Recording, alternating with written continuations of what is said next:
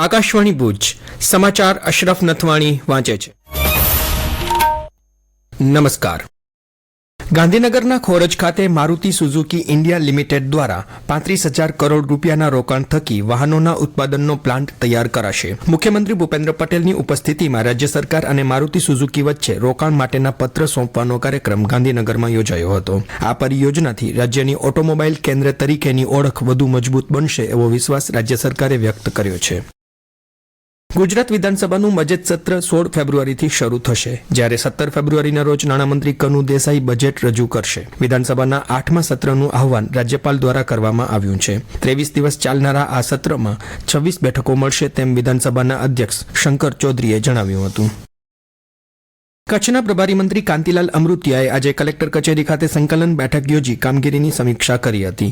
કચ્છમાં તમામ વણ ઉકેલાયેલા પ્રશ્નોના ઉકેલ માટે રાજ્ય સરકાર કટિબદ્ધ હોવાનું જણાવીને એક પણ પ્રશ્ન પડતર ન રહે તે નીતિ સાથે ગુણવત્તાયુક્ત કામ કરવા અધિકારીઓને તેમણે સૂચન કર્યું હતું। તેમણે કચ્છમાં પાણી, રસ્તા સહિતના પ્રશ્નોના ઉકેલની પણ ખાતરી આપી હતી। બેઠકમાં ઉપસ્થિત રહેલા રાજ્યમંત્રી ત્રિકમભાઈ છાંગાએ કચ્છના વિકાસને નવી ઊંચાઈએ લઈ જવા અધિકારીઓને વધુ ખંત નિષ્ઠાથી કામ કરવા જણાવ્યું હતું। સાંસદ વિનોદભાઈ ચાવડાએ પાલારા શેખપીર બાયપાસ રોડની કામગીરી, રોડ રસ્તાના સમારકામ સહિતના પ્રશ્નો અંગે રજૂઆત કરી હતી। ભુજના ધારાસભ્ય કેશુભાઈ પટેલ, જિલ્લા પંચાયતના પ્રમુખ જનકસિંહ જાડેજા, અબડાસાના ધારાસભ્ય પ્રદ્યુમનસિંહ જાડેજા વગેરેએ પણ વિવિધ રજૂઆતો કરી હતી। જિલ્લા કલેક્ટર આનંદ પટેલે પ્રજાના પ્રતિનિધિઓ દ્વારા રજૂ કરવામાં આવેલા પ્રશ્નો અંગે અધિકારીઓ પાસેથી વિગતો મેળવીને તાત્કાલિક અસરથી પ્રશ્નોનું નિવારણ લાવવા સૂચના આપીને માર્ગદર્શન પૂરું પાડ્યું હતું।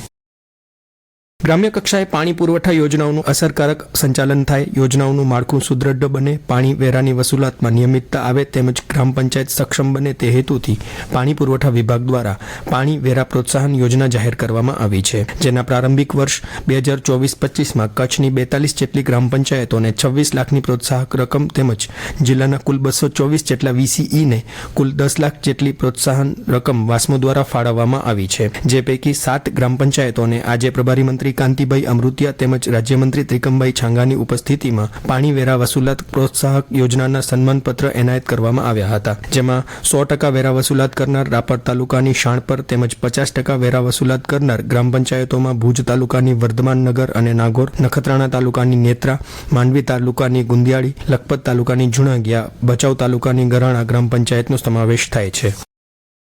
રાજ્યની તમામ સરકારી બાળવાટિકા તથા ધોરણ 1 અને 2ના વિદ્યાર્થીઓ જાદુઈ પિટારાથી આનંદદાયી શિક્ષણ મેળવશે। બાળકો ગોખણિયા શિક્ષણની જગ્યાએ પ્રવૃત્તિલક્ષી શિક્ષણ મેળવે તે માટે રાજ્ય સરકારે આ પહેલ કરી છે। જાદુઈ પિટારા થકી બાળકોને રમત, કળા, સંગીત, નવાચાર, પ્રવૃત્તિ પ્રોજેક્ટ, સહપાઠી શિક્ષણ, મહાવરો, મૂલ્યાંકન જેવા વિવિધ પ્રયાસથી રમકડા આધારિત શિક્ષણ આપનારું ગુજરાત પ્રથમ રાજ્ય હોવાનું સત્તાવાર યાદીમાં જણાવાયું છે।